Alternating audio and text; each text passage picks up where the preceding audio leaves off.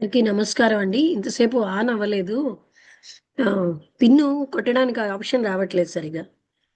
అయితే ఇవాళ నమస్తే మేడం. నమస్తే రాంబుద్రి గారు.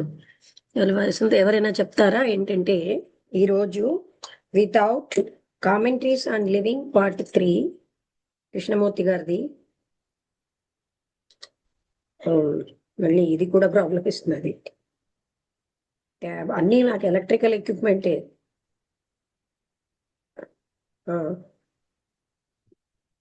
మంచి టాపిక్ ఇవాళ. Without goodness and love one is not educated. అంటే మంచితనము ప్రేమ లేకపోతే వ్యక్తి నిజంగా ఎడ్యుకేటెడ్ కాదని. Without goodness and love one is not educated. చెప్తారా? 1 minute మేడం. నేను చెప్తాను మేడం.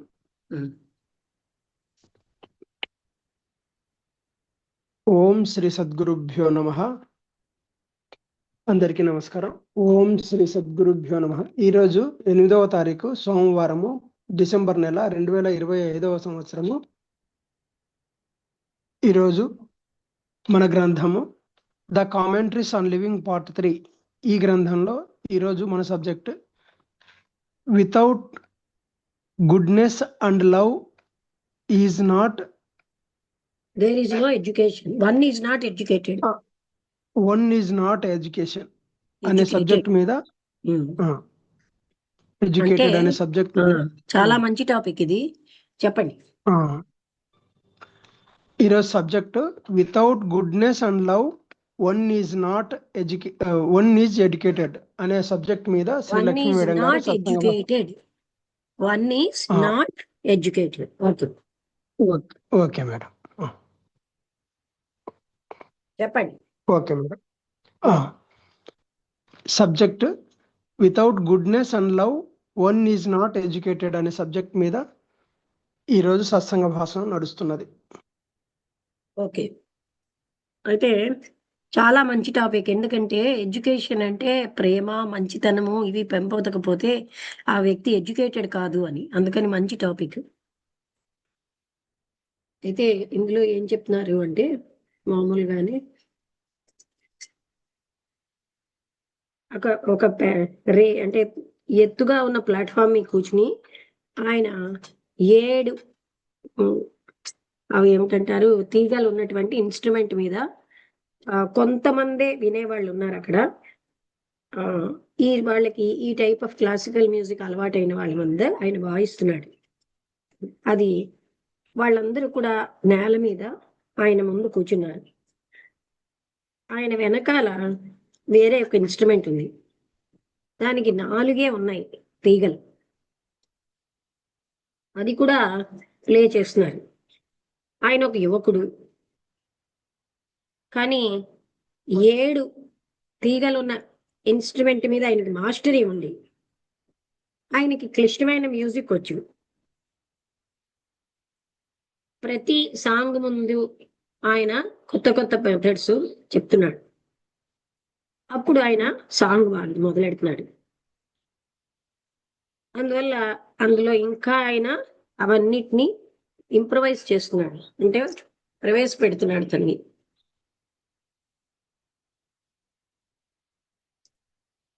ఒకే సాంగ్ అంటే మీరు 2 సాంగ్స్ ఒకేలాగా ఆయన వాయించట్లేదు. ఆ పదాలన్నీ కూడా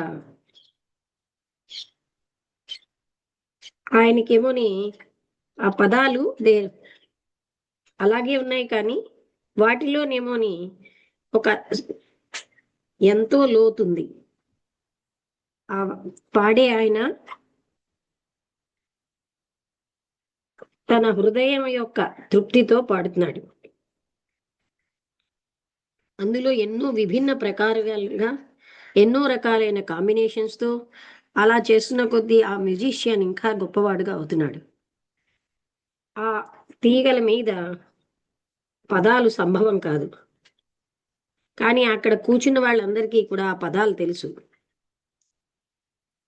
వాళ్ళు ఏంటంటే అమితమైన ఆనందంలోకి వెళ్ళిపోయారు ఆ పాటలు వింటూ. వాళ్ళు బుర్రలు ఊపుతూ ఎంతో మంచి సైగలు అంటే చేతులతోటి చేస్తూ వాళ్ళు ఏంటంటే పర్ఫెక్ట్గా ఉన్నారు, పర్ఫెక్ట్ టైంలో. ఆ చిట్ట చివర్లో తొడ మీద నెమ్మదిగా కొట్టుకుంటున్నారు ఆ రిథిం కోసం. ఆ పాడే ఆయన, ఆయన కళ్ళు మూసుకున్నాడు, సంపూర్ణంగా అందులో మునిగిపోయి ఉన్నాడు. ఆ సృజనాత్మకమైన స్వేచ్ఛతో, ఆ శబ్ద సౌందర్యంతో. ఆయన మనస్సు, ఆయన యొక్క వేళ్ళు అవన్నీ కూడా ఒక పర్ఫెక్ట్ గా కోఆర్డినేషన్, అంటే ఒకదానితో ఒకటి సంబంధితమై ఉన్నాయి. ఎంత గొప్ప అద్భుతమైనటువంటి వేళ్ళవి! ఎంతో సున్నితంగా, చాలా ఫాస్ట్ గా అవి ఎలా ఉన్నాయంటే వాటికే వాటి జీవితం ఉందా అన్నట్టున్నాయిట వేళ్ళు. అవి ఆ పాట అయిపోయాక అవి నిశ్చలంగా అయిపోతాయి ఆ పర్టికులర్ ఫ్రేమ్లో. అప్పుడు అవి ప్రశాంతంగా రెస్ట్గా ఉంటాయి. అయితే నమ్మలేనటువంటి స్పీడ్తో మళ్ళీ అవి మొదలు పెడతాయి మరొక పాటని, ఒక డిఫరెంట్ ఫ్రేమ్ తోటి. వాటి యొక్క గ్రేస్తో, అంటే కృపతో మన అందరినీ మెస్మరైజ్ చేసేస్తున్నాయి. వాటి యొక్క కదలికలో ఉన్న స్పీడ్తో ఆ తీగలు ఎంత మాధుర్యమైనటువంటి శబ్దాలు అవి ఇస్తున్నాయి.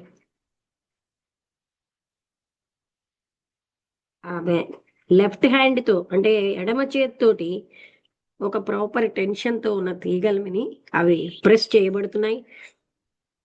రైట్ హ్యాండ్ ఏం చేస్తోందంటే లాగుతోంది అనమాట వాటిని. మాస్టర్లీ, అంటే ఒక అద్భుతమైనటువంటి సులువుతోటి, కంట్రోల్ తోటి అలా. చంద్రుడు చాలా ప్రకాశవంతంగా బాహ్యంగా ఉన్నాడు. డార్క్ గా ఉన్న షాడోస్, అంటే నీడలన్నీ కూడా నిశ్చలంగా కదలిక లేకుండా ఉన్నాయి. ఆ విండో ద్వారా చూస్తే ఆ రివర్ కూడా కనబడుతూ ఉంటుంది. సిల్వర్ అంటే వెండి, ఆ డార్క్నెస్ లో అది వెండి ప్రవహిస్తున్నట్టు ఉంది కదా. సైలెంట్ గా ఉన్న వృక్షాలు మరొక ఆ నదికి మరొక ఒడ్డున ఉన్నాయి. ఒక విచిత్రమైన విషయం ఆ స్పేస్ లో జరుగుతోంది, అదే మనస్సు. అది ఎప్పుడు కూడా ఆ గ్రేస్ఫుల్ మూమెంట్స్, ఆ ఫింగర్స్ యొక్క అద్భుతమైన మూమెంట్స్ ని వాచ్ చేస్తోంది. స్వీట్ గా ఉన్నటువంటి మాధుర్యమైన సౌండ్స్ ని వింటోంది. అక్కడ ఉన్నటువంటి నాడ్, అంటే తలలు ఊపుతున్న ఆ తలలను చూస్తోంది. రిథమిక్ గా ఉన్నటువంటి ఆ చేతులు, సైలెంట్ గా ఉన్న ఆ ప్రజలవి చూస్తోంది. సడన్ గా ఆ చూసేవాడు, వినేవాడు అదృశ్యమైపోయాడు. ఆయన మళ్ళీ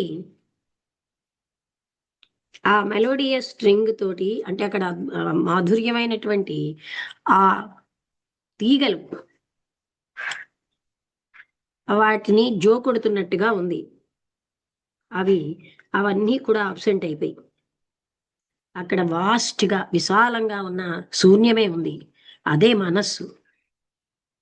భూమికి సంబంధించిన అన్ని విషయాలు, మనిషికి సంబంధించినవన్నీ కూడా అందులో ఉన్నాయి. కానీ అవి ఎక్స్ట్రీమ్గా బాహ్యమైన కొనల్లో ఉన్నాయి, డిమ్గా, చాలా దూరంగా. ఆ స్పేస్లో ఏమీ లేదు. అక్కడ ఒక కదలిక, ఆ కదలిక అన్నది నిశ్చలత్వం యొక్క కదలిక. అది లోతైనది. అక్కడ వాస్ట్ కదలిక, ఏ రకమైన డైరెక్షన్ లేకుండా, మోటివ్ లేకుండా అది అవుటర్ ఎడ్జ్ నుంచి మొదలైంది.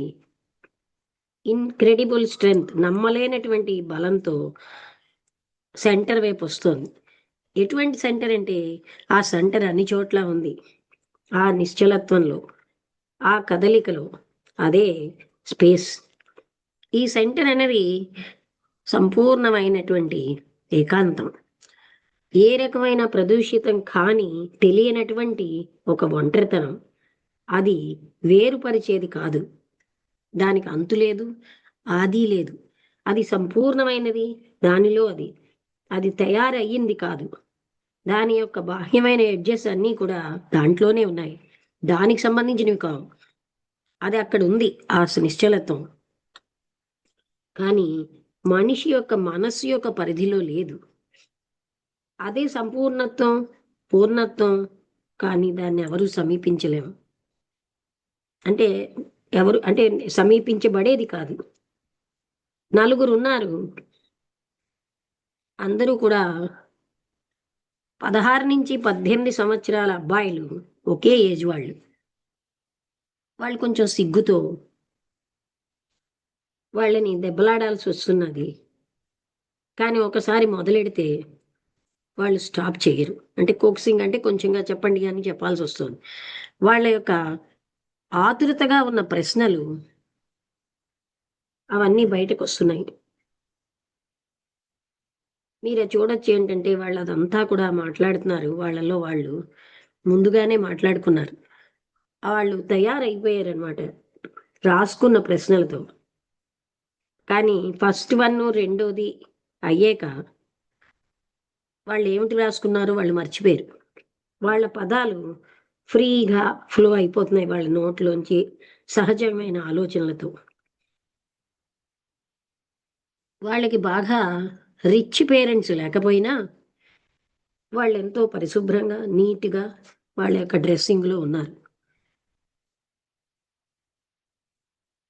మీరు మా స్టూడెంట్స్తో 2 లేదా 3 రోజుల క్రిందని మాట్లాడినప్పుడు అంటూ ఆ దగ్గరగా ఉన్న వ్యక్తి మొదలెట్టాడు. మీరేం చెప్పారంటే హౌ నెససరీ రైట్ ఎడ్యుకేషన్, అంటే రైట్ ఎడ్యుకేషన్ ఎంత అవసరం if we are to be able to face life. జీవితాన్ని మేము ఎదుర్కోవాలంటే సరి అయినటువంటి ఎడ్యుకేషన్ ఎంత అవసరం అని మాకు చెప్పారు. నేనేమనుకుంటున్నానంటే మీరు మళ్ళీ కూడా మీరు రైట్ ఎడ్యుకేషన్ అంటే మీ ఉద్దేశం ఏంటో చెప్తారనుకుంటున్నాను. మేమందరం మాలో మేము మాట్లాడుకున్నాం, కానీ మాకు పూర్తిగా అర్థం కాలేదు.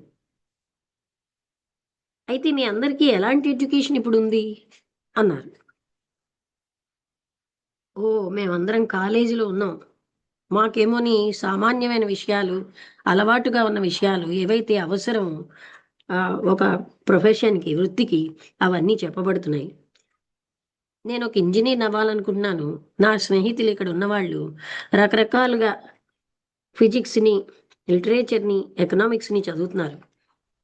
మేమిప్పుడు మా కోర్సెస్ మేము తీసుకున్నాం, అందుకని దానికి సంబంధించిన పుస్తకాలు చదువుతున్నాం. మాకు టైం ఉంటే మేము ఒక నావెల్ కానీ 1-2 నావెల్స్ చదువుతున్నాం. గేమ్స్ తప్ప మేము ఎప్పుడు మా చదువుల్లోనే ఉంటాం. చాలా అంటే గేమ్స్ టైంలో తప్ప ఎక్కువగా మా చదువుల్లోనే నిమగ్నమై ఉంటాం. మీరేమనుకుంటున్నారు? అది చాలా రైట్ ఎడ్యుకేషన్కి అది చాలా అనుకుంటున్నారా జీవితంలో రైట్గా ఎడ్యుకేట్ అవ్వడానికి? మీరు చెప్పిన దాన్ని బట్టి సార్ అది చాలదు అంటూ ఆ రెండో ఆయన అన్నాడు. కానీ మేము పొందేది అదే. మేమేమనుకుంటున్నాం, సామాన్యంగా మేము ఎడ్యుకేట్ అయిపోయామని అనుకుంటున్నాం. కేవలంగా చదవడం, రాయడం, రావడం, జ్ఞాపకాన్ని పెంపొందించుకోవడం, కొన్ని పరీక్షలు పాస్ అవ్వడం, కొన్ని సమర్థతలు, నైపుణ్యాలు ఒక జాబ్ కోసం సంపాదించడానికి పొందడం, ఇదేనా ఎడ్యుకేషన్ అంటే? ఇదంతా అవసరం కాదా అన్నారు వాళ్ళు. అవును, ఒక రైట్ మీన్స్ ఆఫ్ లైవ్లీహుడ్ అంటే సరైన విధంగా మనం ఆర్జించాలంటే అది అవసరమే. కానీ అదే జీవితానికి సర్వస్వం కాదు. అక్కడ సెక్స్ ఉంది, ఆశయాలు ఉన్నాయి, అసూయ ఉంది, దేశభక్తి ఉంది, హింస ఉంది, యుద్ధాలు ఉన్నాయి, ప్రేమ ఉంది, మృత్యు ఉంది, భగవంతుడు ఉన్నాడు, మనిషి యొక్క సంబంధ బాంధవ్యాలు ఇతర మనుషులతో ఉన్నాయి. అదే మనం సొసైటీ అని అంటున్నాం. ఇంకా ఎన్నో విషయాలు ఉన్నాయి. మీరు అలాంటి విషయాల్లో ఈ వాస్ట్ అంటే జీవితం అనే వాస్ట్ విషయాన్ని సంబంధించిన దాన్ని మీరు ఎడ్యుకేట్ అవుతున్నారా? ఎవరు మాకు ఇవన్నీ ఎడ్యుకేట్ చేస్తారు అని మూడో వ్యక్తి అన్నాడు. మా టీచర్స్, ప్రొఫెసర్స్ వాళ్ళు పట్టించుకోరు. కొంతమంది క్లెవర్గా ఉంటారు, బాగా చదువుకుని వస్తారు. అందులో ఏ ఒక్కరూ కూడా ఏ ఆలోచన ఈ రకమైన దాని మీద మాకు ఇవ్వరు. మేము తోసేయబడుతున్నాము. మేము ఇందులో మమ్మల్ని మేము చాలా అదృష్టవంతులు అనుకుంటున్నాము. మా డిగ్రీలు మేము తీసుకుంటున్నాము. ప్రతిదీ కూడా ఎంతో కష్టంగానే ఉంటుంది. మన యొక్క లైంగికమైన ప్యాషన్స్ తప్ప అవేమో కూడా నిశ్చయంగా డెఫినెట్గా ఉంటాయి అని ఫస్ట్ వన్ అన్నాడు. మాకు ఏమీ కూడా జీవితం కోసం తెలియదు, మిగతాదంతా చాలా క్లారిటీ లేకుండా దూరంగా ఉంటుంది. మేము మా తల్లిదండ్రులు కావలసిన మనీ లేక సణుగుతూ ఉండడం వింటాం. మేమేమనుకుంటున్నాం అంటే వాళ్ళు కొన్ని గాడుల్లో ఉన్నారు వాళ్ళ యొక్క మిగతా రోజుల్లో. అందుకనే మాకు జీవితం అంటే ఎవరు చెప్తారు, ఎవరు మీకు బోధించరు, మీరంతటి మీరు నేర్చుకోవచ్చు. పెద్ద డిఫరెన్స్ ఉంది నేర్చుకోవడానికి, చెప్పబడ్డానికి. ఈ నేర్చుకోవడం అన్నది జీవితం అంతా సాగుతుంది, కొనసాగుతుంది. ఎవరైనా బోధించడం అన్నది కొన్ని గంటలో, సంవత్సరాలు, ఆ తర్వాత మిగతా జీవితం అంతా వాళ్ళు చెప్పినవన్నీ మీరు రిపీట్ చేస్తూ ఉంటారు. మీరు ఏమైతే బోధించబడ్డారో, మీరు what you have been taught, మీకు బోధించబడిందంతా కూడా అది బూడిదైపోతుంది. అప్పుడు జీవితం అదేమో జీవంతమైన విషయం, అది మీకు ఒక యుద్ధ భూమిలాగా వృధా ప్రయత్నాలతో జరుగుతుంది. మీకు ఈ జీవితంలోకి మీరు తోసిబడ్డారు, ఒక లీజర్ లేకుండా, దాన్ని అవగాహన చేసుకునే టైం లేకుండా. జీవితం కోసం ఏదైనా తెలుసుకోవడానికి ముందు మీరు ఆల్రెడీ దాంట్లో దాని మధ్యలోకి ఉన్నారు. ఆల్ మ్యారీడ్ అయిపోయారు, అంటే వివాహితులైపోయి ఒక జాబుకి బంధించబడ్డారు. ఈ నిర్దాక్షిణ్యంగా మీ చుట్టూరా సొసైటీ తోటి ఒక దాని ధనులు ఉంటాయి. ప్రతి వ్యక్తి అది తెలుసుకోవాలి తన చిన్నప్పటి నుంచి. చివర్లో కాదు, వాళ్ళు పెరిగేసరికల్లా అది చాలా లేటే. నీకు తెలుసా అసలు జీవితం అంటే ఏమిటో? అది మీరు పుట్టిన మూమెంట్ దగ్గర నుంచి మీరు చనిపోయే వరకు ఉంటుంది. బహుశా దానికి అవతల కూడా ఉంది. జీవితం అన్నది ఒక విశాలమైన క్లిష్టమైన సంపూర్ణత్వం. ఇది ఒక ఇల్లు లాంటిది, ఎందులో అయితే ప్రతిదీ కూడా జరుగుతుందో. మీరు ప్రేమిస్తారు, ద్వేషిస్తారు, మీరు లోభంతో ఉంటారు, అసూయతో ఉంటారు. అదే సమయంలో మీరేమనుకుంటారంటే మీరు అలా ఉండకూడదనుకుంటారు. మీరు ఆశయాలతో ఉంటారు, అక్కడ విసుగు, జయము ఉంటాయి. ఈ యాంగ్జైటీ, భయము, ఆతురత, నిరంకుశత్వం వీటిలో ఉంటారు. వెంటనే కానీ లేటుగా కానీ మీకు ఒక ఇదన్నీ వ్యర్థం అన్న ఫీలింగ్ వస్తుంది. అప్పుడు మీకు అప్పుడు భయాలు,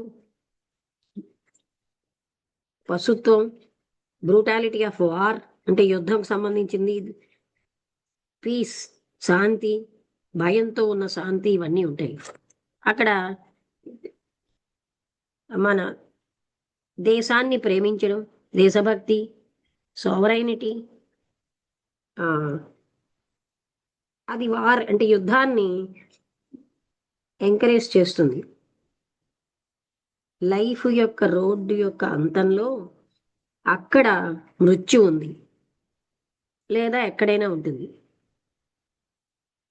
భగవంతుడి కోసం అన్వేషణ, అక్కడ ఉన్నటువంటి కాన్ఫ్లిక్టింగ్ అంటే సంఘర్షణాత్మకమైన నమ్మకాలు, యుద్ధాలు, క్వారల్స్, మతాల మధ్య, ఇదంతా జీవితంలో భాగమే.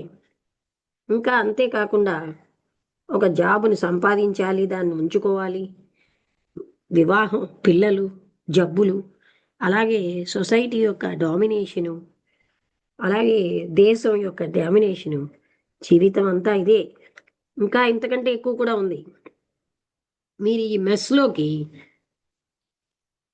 మీరు విసిరేయబడుతున్నారు. సామాన్యంగా మీరు అందులో మునిగిపోతున్నారు. అందుకే దుఃఖంలో మిమ్మల్ని మీరు కోల్పోతున్నారు. అక్కడున్న దానికి మీరు కానీ ఆ చిట్ట చివరికి ఇవన్నీ ఈ పోగు యొక్క చివరికి ఎక్కగలిగితే మీరు అప్పటికీ కూడా అందులో పార్టే. దాన్నే మనం జీవితం అంటాం. నిరంతరాయమైనటువంటి సంఘర్షణ, దుఃఖము, కొంచెమే ఆనందం అందులోకి వస్తూ ఉంటుంది. ఇవన్నిటి కోసం మీకు ఎవరు బోధిస్తున్నారు? మీరు ఏ విధంగా దీన్ని తెలుసుకోగలుగుతున్నారు? మీకు సమర్థత ఉన్నా, టాలెంట్ ఉన్నా, మీరు ఆశయాలన్న వాటితోటి, కీర్తి కావాలి అనే కోరికతోటి, అక్కడ ఉన్నటువంటి అన్ని రకాలైన ఫ్రస్ట్రేషన్స్, దుఃఖాలతోటి మీరు బంధించబడుతున్నారు.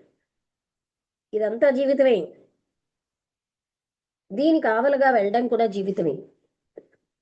అదృష్టవశాత్తు ఈ మొత్తం సంఘర్షణలో మాకు కొంచెమే తెలుసు అంటూ ఫస్ట్ ఆయన చెప్తున్నాడు. కానీ మాకు మీరేం చెప్పారో ఆల్రెడీ అది మాకు పొటెన్షియల్గా మా లోపల ఉంది. నేను ఒక ఫేమస్ ఇంజనీర్ అవ్వాలనుకుంటున్నాను. నేను అందరినీ ఓడించేసి, అందుకని నేను చాలా కష్టపడి రైట్ ప్రజలని తెలుసుకోవడానికి కష్టపడుతున్నాను. నేను ప్లాన్ చేసుకోవాలి, లెక్కించుకోవాలి భవిష్యత్తు కోసం. నేను దాని ద్వారా నా జీవితాన్ని కొనసాగించాలి. అదే మీరు చేస్తున్నది. ప్రతి ఒక్కరూ ఏం చెప్తారంటే, ఆయన లైఫ్లో ఒక మార్గాన్ని తన కోసమే తను ఏర్పరచుకోవాలి. బిజినెస్ రూపంలో అవ్వచ్చు, మతం రూపంలో అవ్వచ్చు, దేశం రూపంలో అవ్వచ్చు. మీరు ఎంతో ప్రసిద్ధి చెందాలనుకుంటున్నారు. అందుకనే మీరు మీలాగే మీ నైబర్ కూడా, అతని నైబర్ కూడా, ప్రతి ఒక్కరూ అలాగే అవ్వాలనుకుంటున్నారు. ఉన్నతత్వం నుంచి నీచ కింద వరకు, నిచ్చెన మీద, భూమి మీద ఉన్న అందరూ అలాగే అవ్వాలనుకుంటారు. అందుకే మనం ఒక సొసైటీని తయారు చేస్తున్నాం.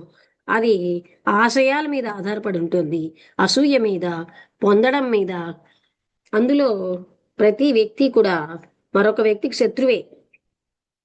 మీరు ఎలా ఎడ్యుకేట్ అవుతున్నారంటే, అనుకరిస్తున్నారు ఈ వినాశనమైనటువంటి సంఘాన్ని. దానిలో ఉన్నటువంటి ఆ బాధాకరమైన ఫ్రేమ్లో మీరు విడిపోతున్నారు. అయితే మేమేం చెయ్యాలి అంటూ రెండో ఆయన అడిగాడు. నాకేమనిపిస్తోందంటే, మేము సొసైటీని అనుకరించాలి, లేకపోతే మేము నశించిపోతాం.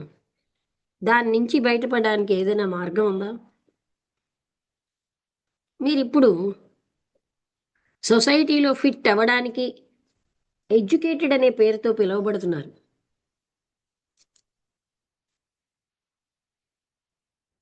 మీ సమర్థతలు అభివృద్ధి చెందుతున్నాయి. మిమ్మల్ని ఇక్కడున్న విధానానికి తగ్గట్టుగా చేయడానికి మీ తల్లిదండ్రులు, మీ బోధించే వాళ్ళు, మీ గవర్నమెంటు, ఇవన్నీ కూడా మీ యొక్క నైపుణ్యంతో, ఆర్థికమైన భద్రతతోటి సంబంధం కలిగి ఉన్నాయి. నాకు గవర్నమెంట్ సంగతి తెలియదు సార్ అంటూ నాలుగో అన్నాడు. కానీ మా పేరెంట్స్ వాళ్ళ యొక్క కష్టపడి సంపాదించిన ధనమంతా మేము ఒక కాలేజ్ డిగ్రీ సంపాదించడానికి ఖర్చు పెడుతున్నారు. కూర్చోండి కూర్చోండి, ఇది అయిపోయి వెళ్తారు కదా. ఒక చైర్ తెచ్చి కూర్చోండి. అందువల్ల మేము మా జీవన భత్యాన్ని మేమే సంపాదించుకోగలమని మమ్మల్ని ఎంతో ప్రేమిస్తున్నారు మా తల్లిదండ్రులు. ప్రేమిస్తున్నారా? అదేదో చూద్దాం. ఈ గవర్నమెంట్కి ఏం కోరుకుంటున్నారంటే, నైపుణ్యమైనటువంటి దోచుకునే వాళ్ళు కావాలి సొసైటీ, ఈ దేశాన్ని రన్ చేయడానికి. మంచి ఇండస్ట్రియల్ వర్కర్స్ కావాలి ఈ ఆర్థిక తత్వాన్ని మెయింటైన్ చేయడానికి. అలాగే సమర్థవంతమైన సైనికులు కావాలి శత్రువుల్ని చంపడానికి. అవునా అని అడిగారు. అవును, గవర్నమెంట్ అలాగే చేస్తోంది. కానీ మా తల్లిదండ్రులు చాలా దయగా ఉన్నారు. వాళ్ళు ఏమనుకుంటారంటే, మా సంక్షేమం అనేది మేము మంచి పౌరులుగా అవ్వాలని. అవును, మీరు మంచి పౌరులుగా అవ్వాలని అంటే మీరు చాలా గౌరవప్రదమైనటువంటి ఆశయాలతో, అంతులేని సంపాదనతో, ఈ సాంఘికంగా ఆమోదించబడినటువంటి నిరంకుశత్వానికి ఫిట్ అవ్వాలి. దాన్ని కాంపిటీషన్ అంటాం. అందుకని మీరు వారు భద్రంగా ఉంటారనుకుంటున్నారు. అది అది సోకాల్డ్ గుడ్ సిటిజన్స్ తయారు చేస్తుందని అనుకుంటున్నారు. కానీ ఇది మంచిదేనా? అది చాలా చెడ్డదా? మీరేమంటున్నారంటే మీ పేరెంట్స్ మిమ్మల్ని ప్రేమిస్తున్నారన్న. ఇదా ప్రేమించడం అంటే? నేనేమో వ్యతిరేకంగా అంటే విమర్శనాత్మకంగా లేను. ప్రేమ అన్నది ఒక అద్భుతమైన విషయం. అది లేకపోతే జీవితం మోడు వారినట్టు ఉంటుంది. మీకు ఎన్నో రకాలైనవి ఉండొచ్చు. పవర్ అనే సీట్లో కూర్చోవచ్చు. కానీ ఆ ప్రేమ యొక్క సౌందర్యము, అద్భుతత్వము లేకపోతే, మహత్యము లేకపోతే ఆ జీవితం చాలా బాధాకరంగా, కన్ఫ్యూజన్గా మారుతోంది. లవ్ అనే దాంట్లో ఎవరైతే ప్రేమించబడుతున్నారో వాళ్ళు ఫ్రీగా పెరగబడుతూ ఉంటారు. వాళ్ళ యొక్క సంపూర్ణత్వంలో సోషల్ మెషిన్స్గా కాకుండా అంతకంటే ఎక్కువగా. ప్రేమ అన్నది కంపెల్ చెయ్యదు. ఓపెన్గా కానీ, సూక్ష్మతరమైనటువంటి కర్తవ్యాలన్న భయంతో కానీ, బాధ్యతలనే భయంతో కానీ కంపెల్ చేయదు.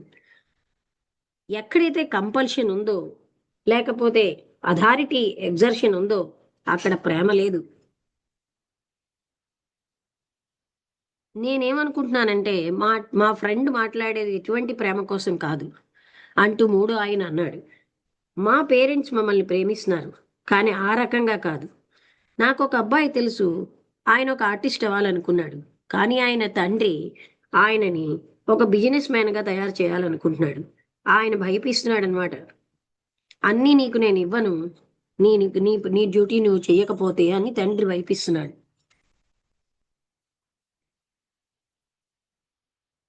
పేరెంట్స్ ఏదైతే కర్తవ్యం అంటున్నారో అది ప్రేమ కాదు, అది ఒక కంపల్షన్. సొసైటీ అన్నది పేరెంట్స్ని సపోర్ట్ చేస్తుంది.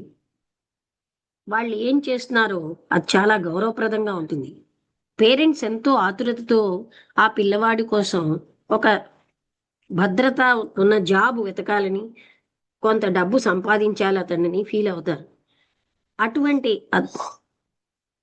ఎక్కువ పాపులేషన్లో వేలు క్యాండిడేట్స్ ప్రతి జాబ్కి ఉంటారు. పేరెంట్స్ ఏమనుకుంటారంటే ఈ అబ్బాయి ఎప్పుడు కూడా తన జీతాన్ని తను సంపాదించలేడు పెయింటింగ్ ద్వారా. అందుకోసమనే వాళ్ళు ఏమనుకుంటారంటే అతన్ని ఫోర్స్ చేస్తారు. వాళ్ళు ఏదైతే ఫూలిష్గా అనుకుంటారో అటువైపు వీడు వెళ్ళాలని, అది వాళ్ళు అవసరం అనుకుంటారు. ఆ సొసైటీని అనుకరణ ఆ పిల్లవాడు చెయ్యాలని, అదే గౌరవప్రదమైందని, భద్రతాయుతమైందని అనుకుంటారు. అదే ప్రేమ అంటారు. కానీ అది ప్రేమ? అది భయమా? ప్రేమ అనే పదంతో ముసుగేయబడిన భయమా? మీరు అలా అంటే నేనేం చెప్పాలో తెలియట్లేదు అని మూడో ఆయన అన్నాడు. ఇంకో రకంగా పెట్టొచ్చా? ఇంతకు ముందు చెప్పిన దాన్ని మీకు నచ్చక అంటే ఆహ్లాదంగా ఉండకపోవచ్చు, కానీ అది ఒక యథార్థం. ఇప్పుడు